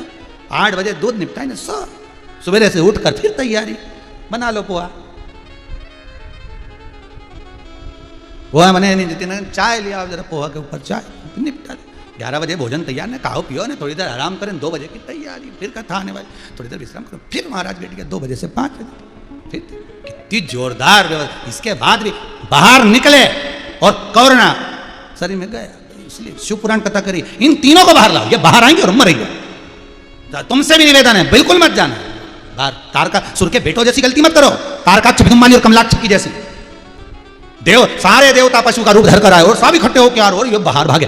ऐसे तुम्हारे साथ में भी होता है, दोस्त आ जाते हैं, चल जरा 5 मिनट आए, अरे पुलिस की गाड़ियां तो उधर लगी, इधर थोड़ी ना, अपन तो अभी आए, चल ये पशु का रूप धर के आएंगे और तुम्हें निकाल के ले जाएंगे। और जैसे ही लेके गए तो वहाँ बस वो वायरस प्रवेश किया, अब कोई नहीं आ रही, अब तो ये अब इनके बाहर लाने का ही तो काम था, बाहर आए और निपटे। फिर कोई नहीं आए दादा। जब यमराज बनावे बंदी और काया हो गई गंदी, मेरे प्राण छूटे भोलेनाथ तो तू नंदी लेकर आ जाना। जब आए मरण का मौका कहीं हो न जाए धोखा, मेरी सैया छूटे नंदलाल तो तू नैया लेकर आ जाना। जब तन में उठेगी ज्वाला कोई पास न आने वाला, नंदी को लेके भोलेनाथ मेरे शिव मेरे पास कोई नहीं आएगा। शमशान में आग लगाएंगे, सब भाग चले जाएंगे। एक ही मिलेगा शमशान में, तो वही भूतेश्वर, वही शंकर आराम से बैठा मिलेगा, कोई नहीं होगा। पार्वती जी ने एक बार शंकर जी से पूछा, तुम शमशान में कितना तुम्हारा मन लगता है? तुम्हें तुम्हारे ससुर ने श्राप दिया कि तुम शमशान में निवास करोगे, तुम कितने खुश हुए? तो पार्वती खुश नहीं हूँ, ससुर ने मकान भी दिलाया तो ऐसी जगह दिलाया जिसमें कोई कब्जा ही नहीं करेगा, शमशान में कौन कब्जा करे? तो शमशान में अगर मैं रहता हूँ तो इतना खुश रहता हूँ, इतना खुश। तो पार्वती ने पूछा, यहाँ खुश रहने वाली बात कौन सी है? शंकर जी बोले, जो आता है वो वापस नहीं जाता, खुशी की सबसे बड़ी बात है। और पार्वती दूसरी बात ये है, जो आता है ना मेरे से दिल खोल के बात करता है। शमशान में बाकी का बात कौन करे? बस वो दोनों ही करे, देव अधिदेव महादेव, और जो जले वो। 3 दिन तक, जब तक कि वो रात ठंडी नहीं हो तब तक देव अधिदेव वहीं बैठ के बात करते रहो। और क्या हाल चाल है भेरू, कैसा है रे तू? बढ़िया। कितनी गाड़ी खरीदी थी तूने? 6-7 खरीदी थी। 7 कहाँ गई? सब छोरा उनके दिया यार। सारी बात करते करते करते करते 3 दिन पूरे हो गए। फिर घर के लोगों ने कहा, इन अस्थियों को ले जाओ और घाटे का काम कर जाओ। घाटे का काम जानते हैं? जब कोई मर जाता है तो घाट पे जाके करते घाटे का काम। घाटे का काम इसलिए बोलते हैं क्योंकि मरा, उसको बहुत लंबा चौड़ा घाटा लगा, सब छोड़ के गया तो घाटे ही लगा। बापड़े के इतना कमाया था, सब छोड़ गया तो घाटे का काम वही अंतिम समय में होता है, घाटे का काम, क्योंकि घाटा बहुत बड़ा लगा, सब छोड़ गया, गाड़ी बंगला जमीन जायदाद सब। शंकर जी बोले, और कैसा है? बस बढ़िया साहब, आपकी कृपा है। घर वालों की याद आ रही क्या तेरे को? तुम जल रिया उससे पूछ रहे, तेरे शंकर जी तेरे को घर वालों की याद आ रही क्या? तो वो चिल्ला के बोला एक का भी नाम मत लेना, आग लगा के वहां बैठ गए। एक का नाम मत लेना भोलेनाथ, आग लगाई मेरे को और मां जाके बैठे इतनी दूर। ये नहीं सोचा कि बाप जल रही है कि मां जल रही कि बेटा जल रहा, कौन ये रिश्तेदार, आग लगा के इतनी दूर बैठ गए। और 13वें के दिन जाके नुक्ती और सेहो खा रहा है। तेरा दिन याद करे क्यों रे मन सुमिरन क्यों नहीं करे। 13 दिन याद करे, 13 दिन माला चढ़ा, 13 दिन ताजे फूल की माला चढ़ा, 13 दिन कंडे पे धुनी भी दे घी शक्कर की, 14वें दिन कोई नहीं देने घी साग खीर पूड़ी खाए और भाग जाए। इनका नाम मत लेना। शंकर जी बोले तेरे परिवार वाले हैं, याद तो कर ले। एक तो याद नहीं करूं, आग लगा के भग गए सबकी सब इतनी दूर। ये दया नहीं आई कि बाप कैसा जल रहा होगा, एक बार आके पूछ तो लेते पिताजी कई हाल चाल। पर महादेव तुम्हारे बराबर कोई नहीं होगा। मैंने कभी तुम्हारा नाम नहीं लिया, कभी एक लोटा पानी नहीं चढ़ाया, कभी शंकर का नाम नहीं लिया, कभी मैं शंकर के मंदिर नहीं गया, पर आखिरी में तुम्हें काम आए। आज बैठ के कोई बात नहीं करी, यानी बुढ़ापा में मरी के बाद आप ही तो बात कर रहा है, इसके सिवा है कौन? तो जो आखिरी में तुम्हारे गम को बांटे वही तो महादेव है। जो तुम्हारे दुख को बांट ले वो देवाधिदेव महादेव, वो शंकर, वो अगड़ी। अरे बचपन में बात करने वाले बहुत मिलेंगे, जवानी में भी बहुत मिलेंगे, अधेड़ी में कमाई करोगे उस समय भी बहुत मिलेंगे। बात करने वाले नहीं मिलेंगे तो बुढ़ापे में नहीं मिलेंगे, बस इसके बाद में बात करने वाला कोई नहीं मिलता, आखिरी तक नहीं मिलता, फिर तो वही मिलता। वो भी बहुत अच्छी बात करता है, ईमानदारी की बात है। कभी एकांत में शंकर जी से बैठ के बात करना, बहुत अच्छी बात करेंगे, पूछेंगे आपसे क्या हाल चाल। आखिरी में भी आप शमशान की बात तो जाने, तो मंदिर में एकांत में बैठ जाओ कभी मौका मिले तो अकेले, और बैठ कर एक बार बात तो करो उस देवाधिदेव महादेव से, उस शंकर से दिल की बात करो। हम यहाँ गौशाला पर आते हैं, एकांत में आनंद लेते लेते भगवान शंकर से पूछ लेते। कभी कभी ये चैनल वाले भी सोचते होंगे अंदर इधर शिव गुफा में चले गए, गौशाला में ये मन चित्त वृत्ति में बस उससे बात कर ली, थोड़ी देर बैठ गए, चित्त आनंद में। का हाल चाल है भोलेनाथ, तुम्हारा मकान बन रही है, कोई कमी हो तो बता देना। सारी सूचना देते हैं। सोमानी जी बोले हैं, आए हैं, कथा का आनंद दिला रहे हैं, तुम देख लेना, हो मकान बना रहे, और भी तुमको कुछ चीज चाहिए हो सोमानी जी आएंगे और बता देना। शंकर ओ घड़ी एक एक उससे कुछ मत छुपा, दिल की सब कह दो, सब कह दो। अरे और धर्म में तो रविवार के दिन जाके कहते हैं, और धर्म में तो रविवार को जाते हैं अपने दिल की बात कहने लगे कि इनके सामने सब कह दो। और हमारे धर्म में तो हम रोज ही कह दो शिव जी से, वो एक दिन के लिए नहीं, माता पिता तो रोज के लिए होते, दिल से कह। और भगवान ने तारकाक्ष, विदुम्माली और कमलाक्ष की तीनों के प्राणों को हर लिया। शिव जी बड़े नंदी का रूप रखकर आए थे, उनका शीश कमलाक्षकी ने काटा, नेपाल में जाकर गिरा, पशुपतिनाथ बन गए भगवान। भगवान शिव पशुपतिनाथ बन, पशुपतिनाथ शंकर बनकर विराजित हो गए। आनंद हो गया, केदारेश्वर के रूप में शिव का आदर धड़ हो गया। तीनों राक्षसों का संहार कर दिया मेरे देवाधिदेव महादेव ने। आनंद में अलमस्त होकर शिव बैठे,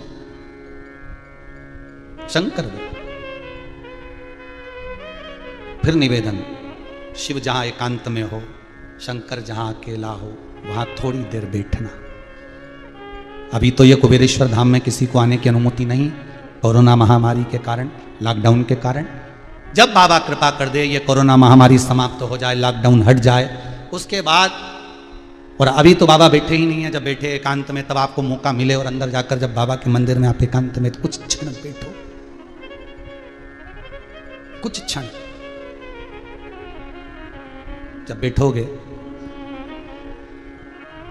तो आपके दिल की बात आप बाबा से कह सकोगे। बाहर की कोई चीज आपको दिखेगी नहीं। मां ये कुबेरेश्वर जो मंदिर बन रहा है, इसमें बाहर का कुछ नहीं दिखेगा। आप अंदर एक बार चले गए ना, तो उसमें ना तो खिड़की है ना झरोका है, बस एक बार अंदर जाके बैठ गए तो बस भोलेनाथ है तुम हो, पार्वती जी है, गणेश जी है, कार्तिकेय है, नंदीश्वर है तुम हो, और अपने दिल की बात सब कह दो, बाबा से सब निवेदन करो, कोई उस बीच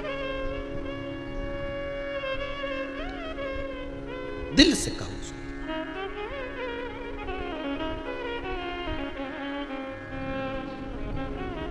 लगन तुमसे लगा बैठे, जो होगा देखा जाएगा। तुम्हें अपना बना बैठे, जो होगा देखा जाएगा। शिव ओ घड़ी, दानी दातार शंभो, त्रिलोकी का नाथ विराजमान। समय आया, तारकाक्ष, विदुम्माली, कमलाक्ष की सब समाप्त हो गए। शिव भगवान भोलेनाथ आनंद में विराजमान थे।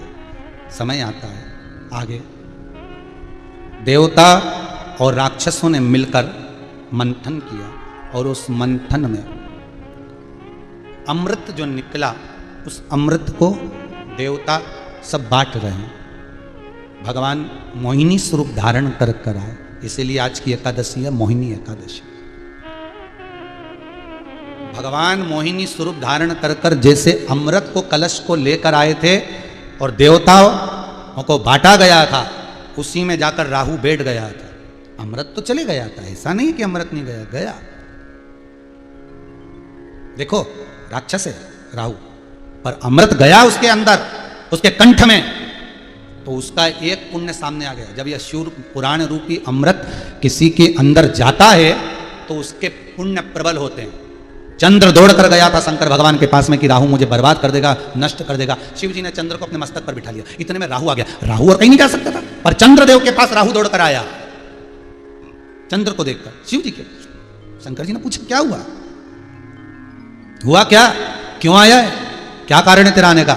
शंकर भगवान ने जब पूछा तो राहु कहता है आप चंद्रदेव को अगर मस्तक पर बिठा सकते हो तो मैं राक्षस हूं क्या, मुझे नहीं बिठा सकते। शंकर भगवान वाले क्यों नहीं बिठा सकते, चल बैठ जा ऊपर। शिव जी ने उस राहु को भी अपनी जटा में बिठा लिया। इसलिए शिव महापुराण की कथा कहती है शंकर भगवान पर एक लोटा पानी जब हम चढ़ाते हैं तो 9 ग्रह सारे राहु केतु शुक्र मंगल बुध गुरु शनि सब अनुकूल हो जाते हैं, क्योंकि सारे ग्रह शंकर जी की जटा में भरे। कहीं नहीं जाना अपने को, एक ही पकड़ लो बस शंकर को। सब देवी देवता ने, शनि महाराज ने, राहु महाराज ने, केतु महाराज ने, सारा महाराज। अच्छा ये सारे ग्रह गड़बड़ करते हैं, बस एक ही ग्रह गड़बड़ नहीं करता है ना। तुम देखो कभी सूर्य गड़बड़ कर रहा है, कभी मंगल गड़बड़ कर रहा है, कभी बुध गड़बड़ कर रहा है, कभी शुक्र गड़बड़ कर रहा है, कभी राहु गड़बड़ कर रहा है, कभी केतु गड़बड़ कर रहा है, कभी शनि गड़बड़ कर रहा है। बस एक ही गड़बड़ नहीं करे, गुरु। जो गुरु ग्रह होता है वो कभी गड़बड़ नहीं करता, एकदम शांत। तो किसी ने पूछा गुरु महाराज से कि तुम्हारा ग्रह गड़बड़ नहीं करता कभी, तो गुरु महाराज बोले करने से फायदा भी क्या है, थोड़ी देर बाद गड़बड़ करेंगे फिर सीधे होना पड़ेगा। शनि की ढैया 7.5 ही गई तो बाद में वापस सीधा हो गया। राहु की वक्रिता हटी, वापस सीधा हो गया। केतु की गड़बड़ हुई, फिर वापस सीधा हो गया। ये सारे ग्रह कभी ना कभी तो ठीक होते हैं ना। आज कोरोना महामारी चल रही है, आज व्यापार लोगों का पिट गया, पर इतना 2 साल अगर लोगों का व्यापार पिटा है तो भगवान कुछ सोचा ही होगा ना। अच्छा इसके बाद हो सकता है ऐसा अंबारियां खोल दे कि तुमसे बटोरा ना जाए, ये तो उसके। इसलिए शांति, गुरु जो ग्रह है बिल्कुल शांत ग्रह, शांति बना के रखो, आराम से बैठो। जब गुरु प्रबल होता है तो घर में अच्छे काम हो जाते हैं। जब गुरु थोड़ा सा मन उदास करके बैठ जाता है तो घर में थोड़े काम अर्चना, लड़के की शादी नहीं हो रही, लड़की का ब्याह नहीं हो रहा, मकान नहीं बन रहा, समझ लो थोड़ा सा गुरु का मुख उतर गया। इसलिए गुरु महाराज बड़े अलम। तो किसी ने पूछा गुरुदेव गुरु ग्रह बड़ा प्रबल ग्रह, परंतु ये चुप रहे। गुरु ग्रह बोलता है कि अपन तो चुप रहने में फायदा, दादा अपने को ज्यादा लफड़ा पसंद, शांति रखो। इसलिए गुरु जी के पास जब भी जाओगे ना तो एक ही बात के ठीक है जो हो रहा है ना होन दो, आग लगे बस्ती में अपन रहे मस्ती में, क्या किसको रोइए, चादर तान के सोइए, अलमस्त का माता पची पर।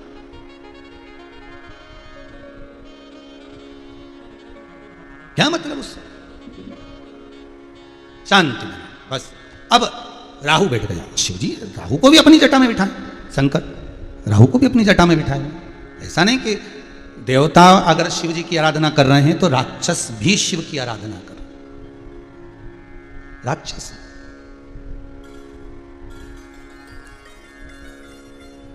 उत्तराखंड से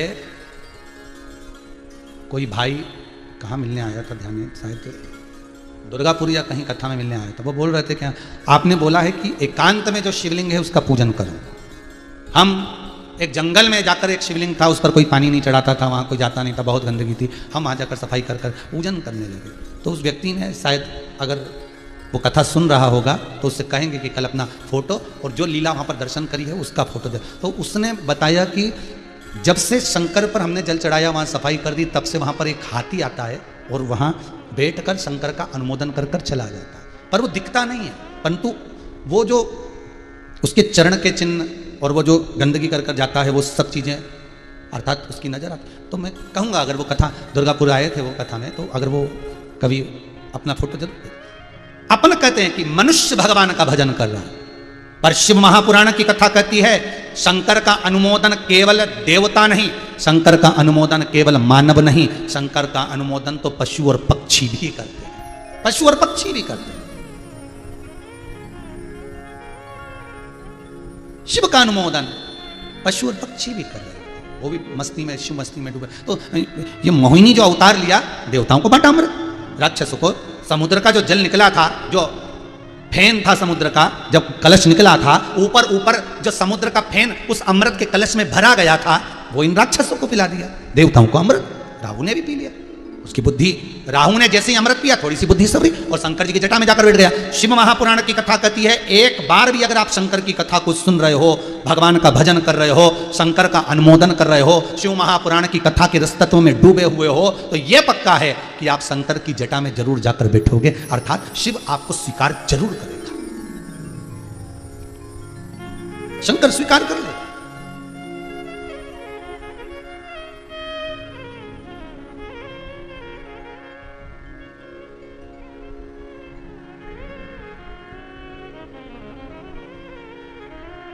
बड़ा है दयालु भोलेनाथ डमरू वाला, बड़ा है दयालु भोलेनाथ डमरू वाला, बड़ा है दयालु भोलेनाथ डमरू वाला, बड़ा है दयालु भोलेनाथ डमरू वाला, बड़ा है दयालु भोलेनाथ डमरू वाला। जिसके गले में विषधर काला, विषधर काला भोलेनाथ डमरू वाला, बड़ा है दयालु भोलेनाथ डमरू वाला, बड़ा है दयालु भोलेनाथ डमरू वाला, बड़ा है दयालु भोलेनाथ डमरू वाला।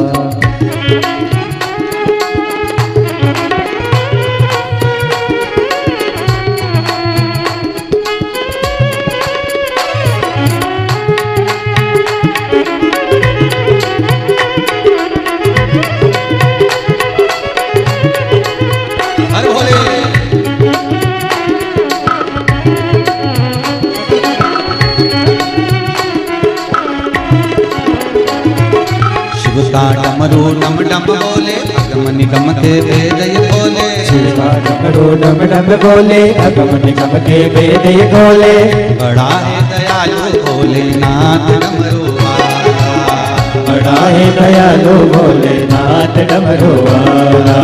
जिसके गले में विषधर काला, विषधर काला भोलेनाथ डमरू वाला, बड़ा है दयालु भोलेनाथ डमरू वाला, बड़ा है दयालु भोलेनाथ डमरू वाला, बड़ा है दयालु भोलेनाथ डमरू वाला। भगवान शंकर की स्तुति, भगवान शंकर का अनुमोदन, राहु भी भगवान की शरण में गया तो शिव का हो गया। भगवान मोहिनी स्वरूप धारण कर कर अमृत बांट दिया, विष शंकर जी के हिस्से में गया। शंकर भगवान के पास में जब विष आया, शिव जी ने पिया, नीलकंठधारी हो गए भगवान, नीलकंठ।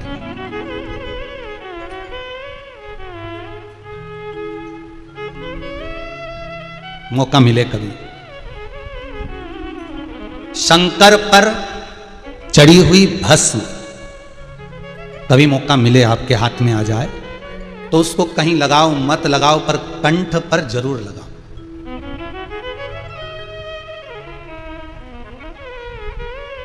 कभी आप किसी ब्राह्मण के पास में जब बैठेंगे और जब यज्ञ पूर्ण होता है तो यज्ञ की जो भस्मी निकलती है उसको भी ब्राह्मण सबसे पहले कंठ पर ही लगाए। कहीं लगाएं ना लगाएं, भस्म कंठ पर होना जरूरी है। क्यों? इसलिए काहे के लिए, जैसे पहले कहा था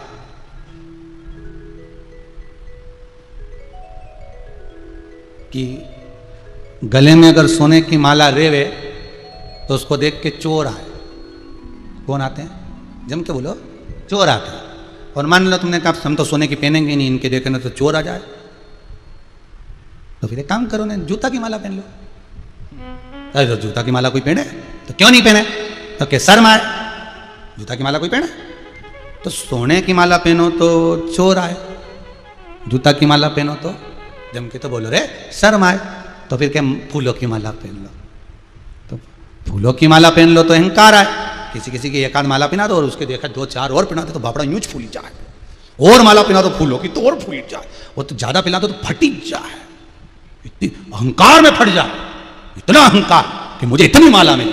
तो सोना की माला पहने तो चोर आए, जूता की पहने तो शर्म आए, और फूलों की पहने तो अहंकार आए। तो तुलसी और रुद्राक्ष की पहन लो तो भोलेनाथ आए। सीधी सीधी बात है, उसको बुलाने का तरीका आना चाहिए। वो पहन लो। ना शर्म आएगी, ना अहंकार आएगा, ना चोर आएगा। आएगा तो बस वही आएगा जिसकी पहनी है, इसके सिवाय कोई नहीं आएगा। जिसकी पहनी वही आने वाला है। अब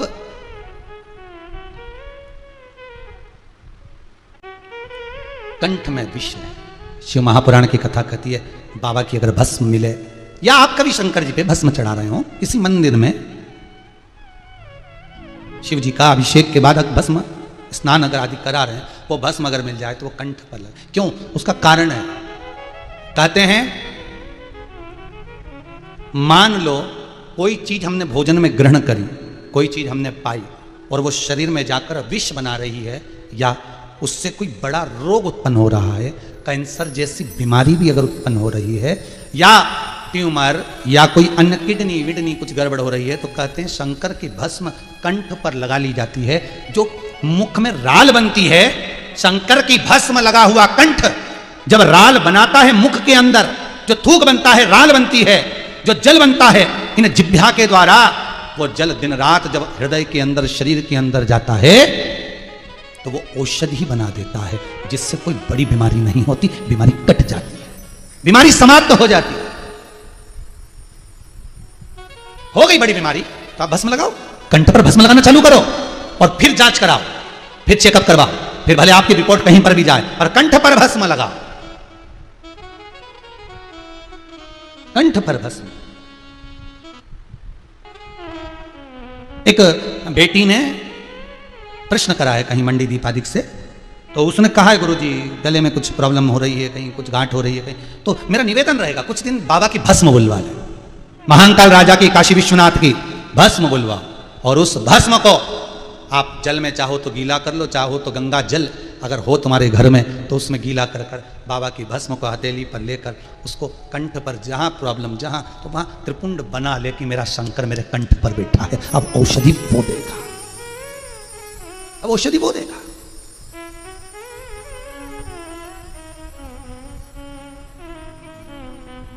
उसके रुद्राक्ष में, उसकी बेलपत्र में, उसके शमी पत्र में, उसके एक एक अंश में औषधियां हैं, औषधि उसके अंश में, एक एक अंश। भस्म लगा और शंकर नीलकंठधारी बन गए। नीलकंठधारी बने, विष पी लिया तो शिवजी के पास में विष आया, देवताओं के पास अमृत आया। अमृत और विष आने का कारण उसका भी एक प्रभाव है, अमृत देवताओं के हिस्से में आ गया। विष जगत का पिता है शंकर, जगत का बाप है मेरा शिव, और जगत का जो पिता होता है, जगत का जो बाप होता है, घर का जो बड़ा होता है, घर का जो बयो होता है, विष उसी के हिस्से में आता है, ठंडा उसी के हिस्से में आता है। घर की ठंडी रोटी कौन खाती है? घर की माँ। उनको मालूम है बहू खाएगी नहीं, अपने पति को देगी नहीं, मैं अपने पति को दूंगी नहीं, रोटी बाद में फेंकी जाएगी, उससे अच्छा है कि ठंडी रोटी मैं ही खा लूं। घर की माँ ठंडा वही खाती, ठंडा वही खाती, ठंडा वही खाती, विष उसी के हिस्से में आता। और आन दो, पार्वती जी कहती आप विष पी रहे हो, देवता अमृत पी रहा है, आपने एक बार अपने मुख से नहीं कहा कि अमृत मुझे दो। शंकर जी बोले उनको अमृत पी लेने दे, और अमृत पीने के बाद भी अमर नहीं हो पाएंगे। शंकर कहते हैं कभी कभी अमृत भी काम नहीं करता, शंकर जी कहते हैं कभी कभी विष भी काम कर जाता है। विष भी, शिव कथा कहती है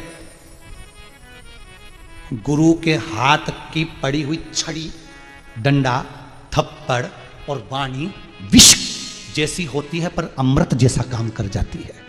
छड़ी पड़े छमछम और विद्या आए, तो ये अमृत का काम कर जाती है, ये अमृत तुल्य हो जाती है, ये अमृत के भाव को प्रकट कर देती है।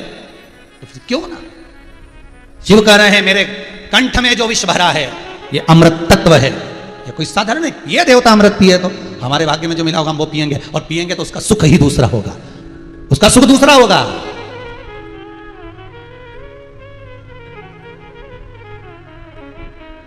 भगवान दिया, शंकर ने लिया और नीलकंठधारी कहला गए। अवघड़ दानी है वो, त्रिकालदर्शी कैलाशी शंभु है वो, अलमस्त। बोल नीलकंठेश्वर भगवान की जय। वो नीलकंठ का आनंद धरने वाला, आनंद स्तुति। ऐसे मेरे शंकर, ऐसे मेरे शिव, ऐसा मेरा ओघड़दानी है।